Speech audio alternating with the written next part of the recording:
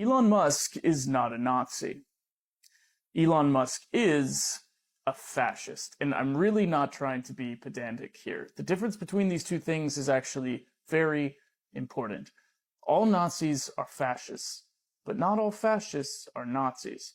In his book, The Anatomy of Fascism, historian Robert Paxton describes fascism as a form of ultranationalism, obsessed with the idea of national rebirth, a return to a mythic national past, and a restoration of lost strength and honor. Strength and honor. Strength and honor. But he also points out that fascist movements always take on the specific characteristics of the nations from which they emerge.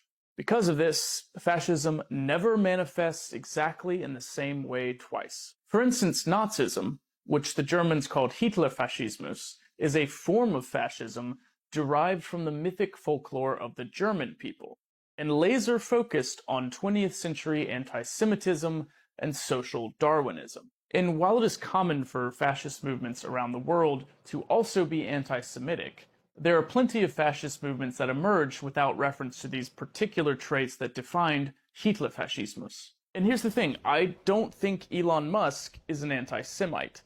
And neither does the Anti-Defamation League, which, to be fair, does think that I'm an anti-Semite, along with Greta Thunberg, Hassan Piker, and Academy Award-winning Holocaust film director Jonathan Glazer, who is himself Jewish. I wrote about this last year in my piece about the rise of Israeli fascism, which, as you might imagine, is pretty pro-Semitic. In fact, 20 years ago, Robert Paxton even predicted the rise of a pro-Semitic fascism inside of Israel if the Palestinian refugee question continued to be unresolved. In the case of Elon Musk, he specifically describes himself as a pro-Semite and a strong supporter of Israel.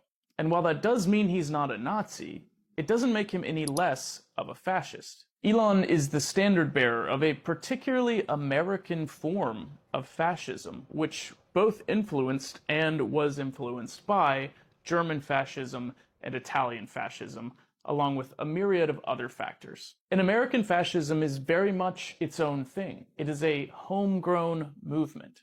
The quicker we understand that American fascism is unlikely to look like German fascism, the easier it will be for us to oppose it, and to oppose those who would seek to wield it in order to maintain power.